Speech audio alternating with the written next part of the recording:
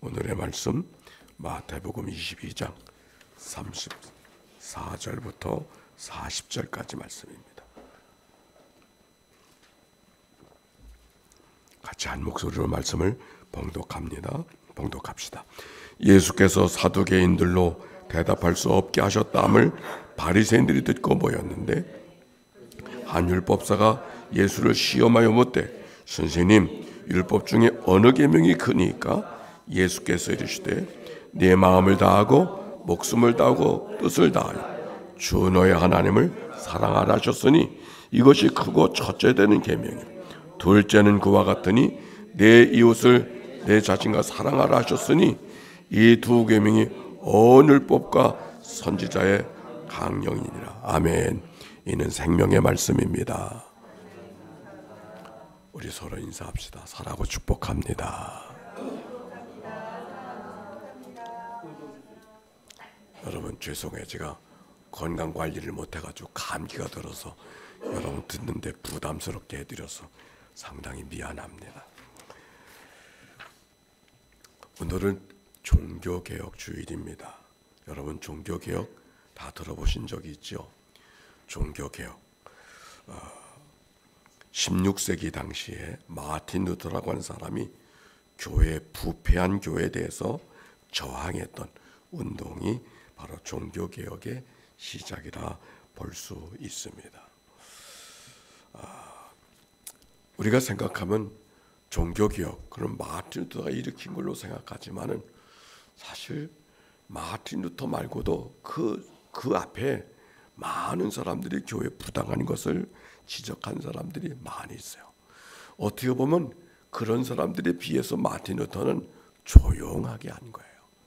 그래서 많은 사람들이 목숨을 잃어버리기도 했습니다. 루터는 아마 종교개혁을 일으킨다고 상상도 하지 못했을 거예요. 왜냐하면 그 당시에 교회는 개혁할 대상이 그런 생각을 할 수가 없었어요.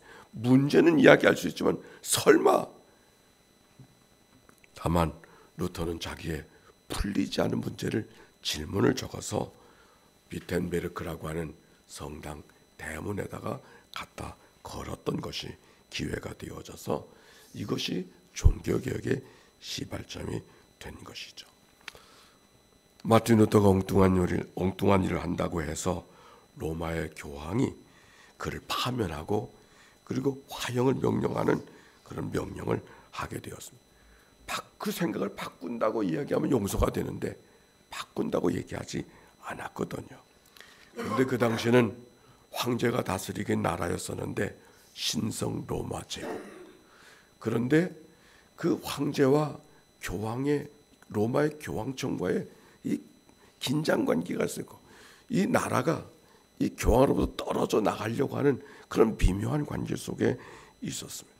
황제가 다스리는 나라 할지라도 황제가 절대 권한을 있기보다는 지방의 제후들이 자기의 권한을 마음대로 주장해도 되는 그런 아주 특별한 배경이 그 당시 속에 있었습니다.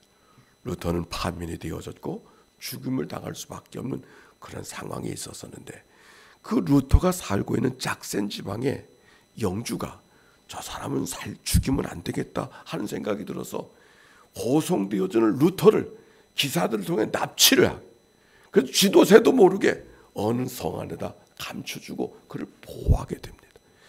그곳에서 신분을 감출 루터는 그곳에서 어떤 일을 했는가? 라틴 말로 쓰여져 있는 성경을 독일 말로 번역을 하는 일을 합니다. 그리고 그때 불렀던 찬송을 작곡하는데 그 찬송이 그 유명한 내 주는 강한 성이요 일부 예배 때 불렀던 찬송이 그 찬송을 작곡하게 되는 거예요.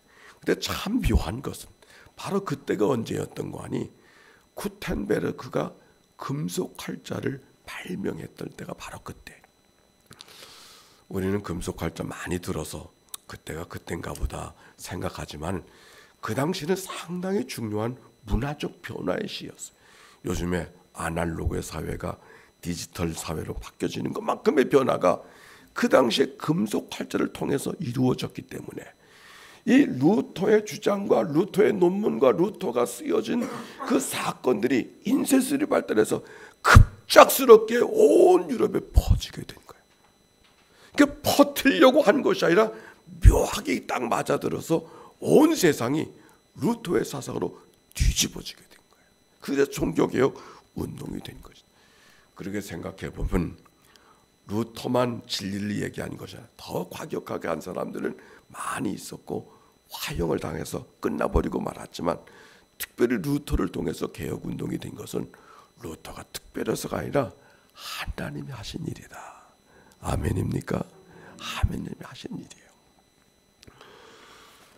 루터가 주장했던 것은 뭐냐면은, 보고 로마서를 읽다가 따라서 합시다. 로마서 1장 17절, 복음은 하나님의 의가 나타나서 쭉 나가는 것에 따라서 오직 의인은 믿음으로 말미암아 살리라. 당시 교회에는 죄를 속하는 제도가 있었어요. 그래서 지금도 그 전통에 있어서 고해성사라 그러죠. 우리가 알기에 종교개혁은 교회가 면죄부를 팔아서 그거 가지고 입속 채우느라고 그것에서 불만을 일으킨 것이 마틴 루터라고 이야기하는 것이 우리가 들은 이야기지만, 그거는 조금 오해가 된 거예요. 죄를 용서하는 것은 죄가 용서하는 것, 사람이 하는 게 아니고 하나님이 하시는 거예요. 그건 똑같아. 다만 그 죄가 용서되었을지라도 죄 벌을 속함을 받는 것이, 죄책에 대한 문제를 해결할 수 없어서 고민하는데, 선한 일들을 하면은 그 죄의 벌, 죄책을 면할 수 있게 하는 교회적 제도가 있었어요. 그래서 그것을 가지고 이런 일을 하나 저런 일을 하나 하는 것 가운데 예배당을 크게 짓는데 거기에 헌신을 많이 하면은, 당신이 죄를 용서받는 것은 하나님이 하시는 거지만 그 죄의 벌을 속하는 것은 당신이 속함 받을 수 있습니다. 어떻게 보면 면죄부라는 말은 잘못된 오역이고 면벌부라고 해야 조금 더 정확한 말이에요. 그래서 그런 것들을 팔았는데, 그것을 위해서 죄 벌을 면하려고 하는 그런 교회적 제도, 그 제도에 대해서 루터가 아니다 이렇게 얘기하는 것이 종교개혁 운동이 되는 것입니다. 예수 그리스도에 대한 속죄에 대한 이야기를 많이 하고, 그 죄의 벌을 해결하기 위해서 뭔가 공로를 쌓아야 되고 선한 일을 해야 되고, 이것을 강조하다 보니까 그리스도를 통한 죄의 속회는 있으나만 아주 소홀하게 되어지고, 죄의 벌을 속하기 위한 공로 쌓는 일에 교회가 더 관심하는 교회가 된 것을 마틴 루터가 거기에 대해서 프로테스트한 것이죠. 근데 성경을 읽어보니까 교회가 가르쳐주는 그 진리와 성경이 이야기의 진리가 부딪히는 거예요. 성경의 마틴 루터가 읽었던 말씀, 의인은 믿음으로 말미암아 살리라. 마틴 루터 자신이 자기 안에 뭔가 해결되지 않은 죄책에, 죄의 벌에 대한 문제를 속하려고 고행을 하고 성경을 읽고 또 많은 선한 일을 해보았지만, 그래도 자기 안에 있는 죄책의 문제가 해결되지 않아. 근데 성경을 읽다가 로마서 3장 23절에 보니까 모든 사람의 죄를 범하여 인간의 힘으로는 하나님의 영광 이룰 수 없었지만, 그리스도 예수, 따라서 합시다. 그리스도 예수 안에 있는 성령으로 말미암아, 다시 그리스도 예수 안에 있는 성령으로 말미암아 하나님의 은혜로 값없이 의롭다 하심을 얻은 자 되었느니라. 이 말씀이 생명으로 찾아오는 거예요. 내가 뭔가를 노력해서 문제를 하나님 앞에 의로운 사람으로 인정받으려고 했고, 이것이 교회가 강조해서 가르치는 건데, 인간의 노력과 인간의 공로와 인간의 수고로 그것을 해결하는 것이 아니라 하나님께서 이미 죄와 벌을 다 해결해 주셨다는 사실을 깨닫게 하신 말씀이 루터에게 다가온 말씀.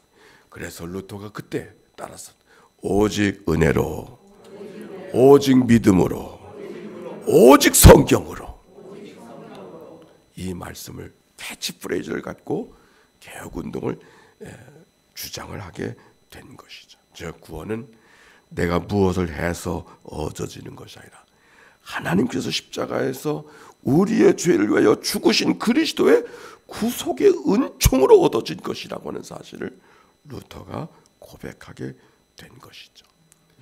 사실 이 종교개혁 운동으로 말미암아 얼마나 많은 일이 있었는지, 중세와 근세가 갈라지는 것도 종교개혁 때문에 갈라지는, 르네상스가 이때부터 시작이 되어지고 근세 현대로 다가오게 된 것이죠.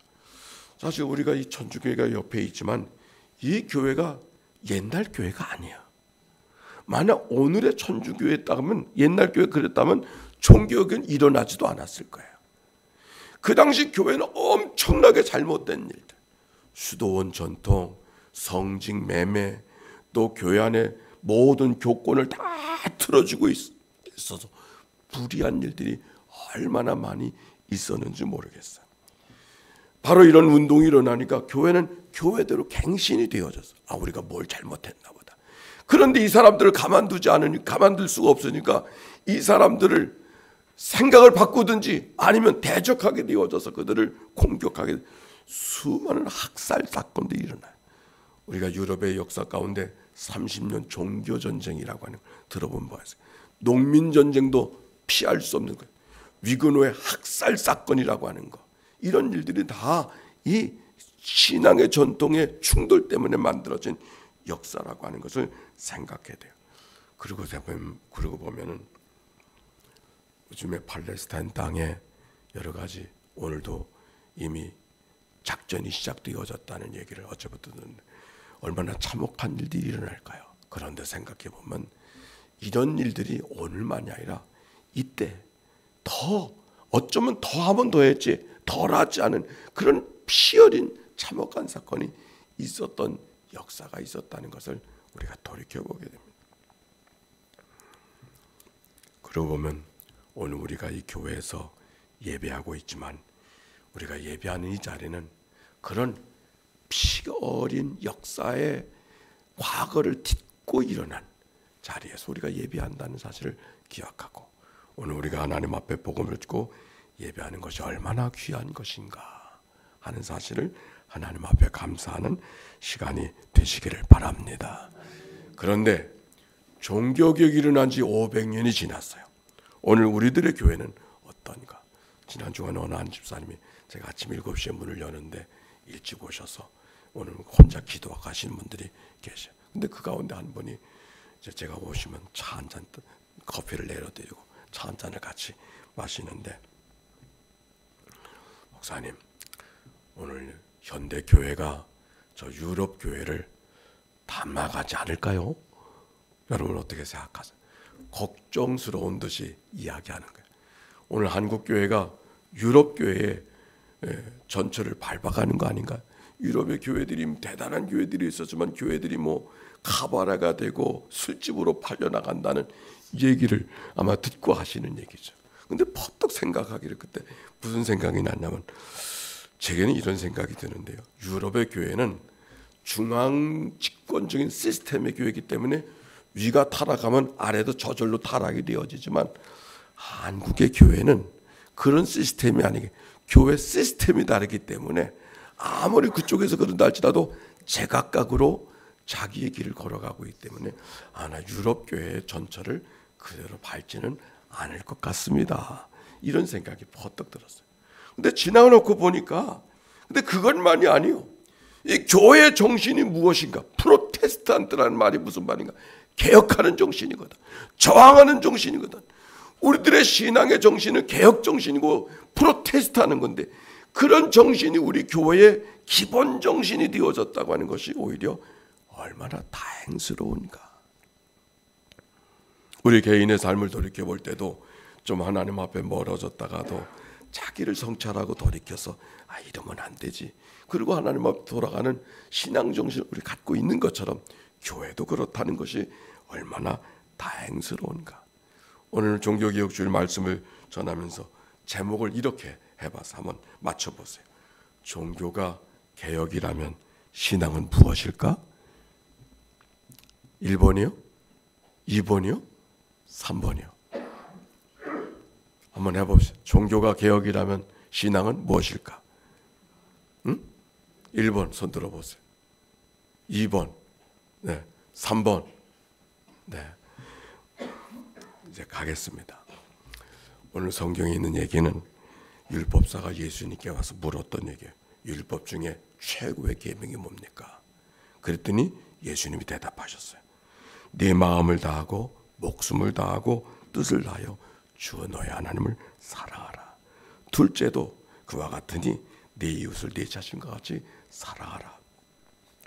성경에서 가장 중요한 말씀이 무엇이냐고 물었을 때 예수님이 사랑이라고 그러셨어요. 여러분 기억하십니까? 누가복음에 보면 한 율법사가 예수님께 찾아와서 물었어요. 선생님, 어떻게 해야, 무엇을 해야 영생을 얻을 수 있습니까? 누가복음 10장이에요. 그때 예수님께서 대답하셨던 말씀, 성경에 뭐라고, 성경 계명을 지켰는가? 예, 계명을 지켰습니다. 그리고 하셨던 얘기가 선한 사마리아 사람의 비유예요. 율법사가 지금 무엇을 물었어요? 영생의 길을 물었잖아요. 예수님 뭐라고 대답하였어요?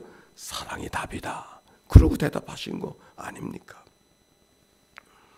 오늘 여기 성경에 있는 이야기도 가장 큰 계명이 무엇이냐고 했을 때 예수님은 사랑이다. 그렇게 대답을 하셨어요. 뭔가 우리의 생각이 혼란스러워졌어요. 영생의 길은 독생자 예수 그리스도를 믿는 건데 하나님의 사랑하는 자 곧 요한복음 3장 16절 하나님의 독생자를 주셨으니 그를 저를 믿는 자마다 멸망치 않고 영생을 얻으리라.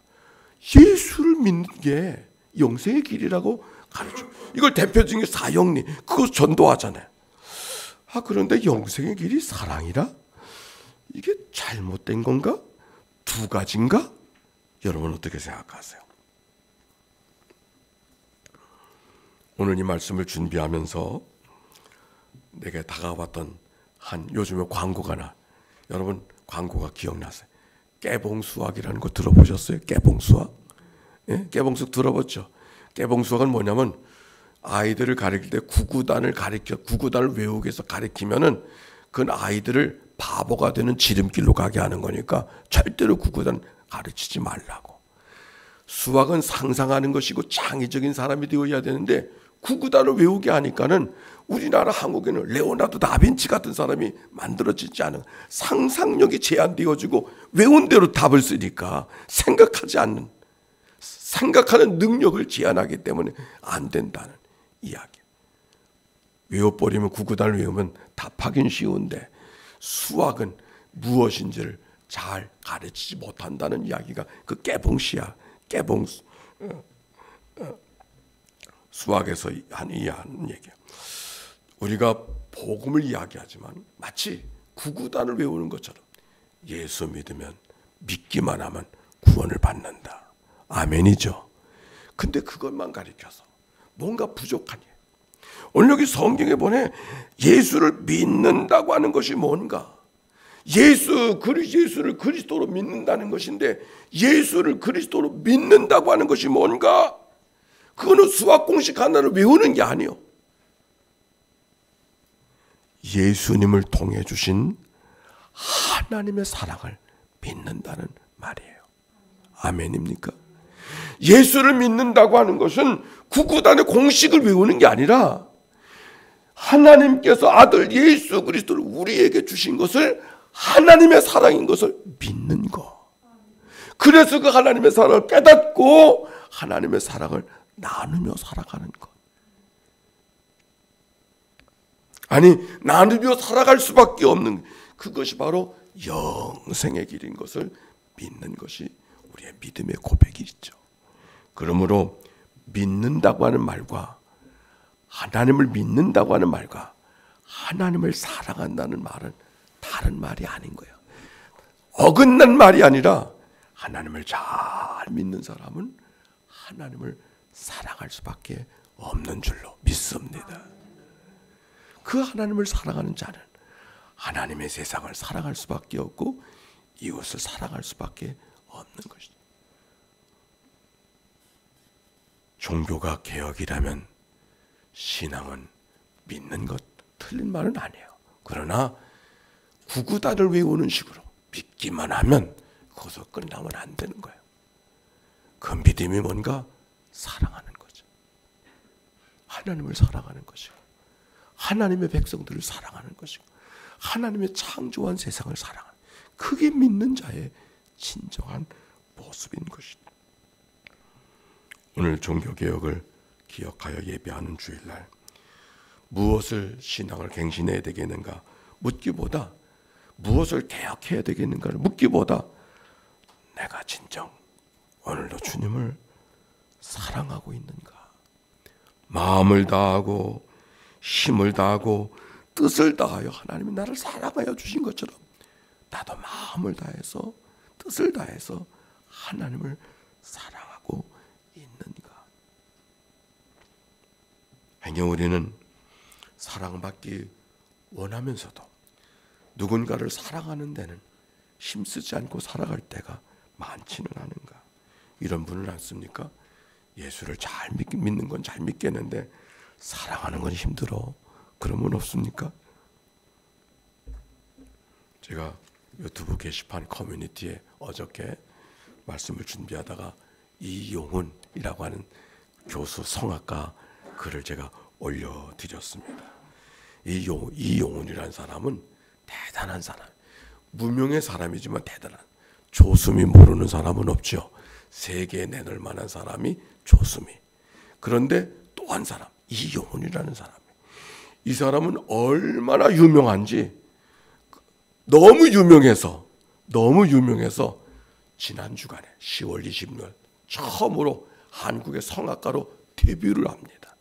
오페라 가수인데 투탄도르 거기에 한 사람으로서 등장. 처음으로 데뷔하는 거예요.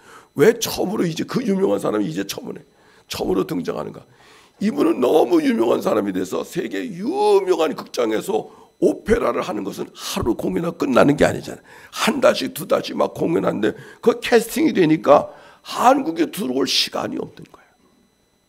그래서 한국이 이제야 이러다가는 이 한국에 영영 못 들어오겠다 싶어서 이번에 그렇게 들어. 그분은 한국에 거주하지도 않는데 서울대학교 교수예요. 특별 교수가 돼가지고 그렇게 유명한 사람이에요. 근데 이 사람은 자기가 음악 선교사라고 불리움 받는 것을 부끄러워하지 않고 오히려 기뻐하고, 자기는 대극장에서 불림받는 아주 소문난 성악가지만 예배당에 가서 찬송가 부르는 걸 언제든지 부르는 그런 사람이 바로 이 사람이에요. 그 사람이 어저께 간증 속에 이렇게 얘기했어요.